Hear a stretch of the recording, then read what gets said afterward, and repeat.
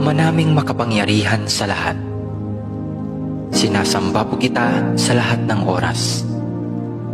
Maraming salamat po sa isang buong araw na nagdaan na puno ng biyaya, pag-ibig at kaligayahan.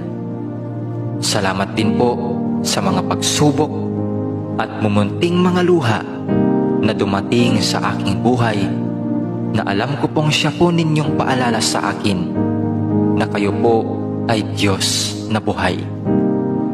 Maraming salamat po sa pagbabantay sa akin at sa aking pamilya at mga kaibigan sa loob ng maghapong ito, at sa paggabay sa amin sa mga pagsubok na aming nakasalamuha. Alam ko pong nariyan kayo sa aming tabi sa lahat ng oras upang kami ay bantayan at gabayan.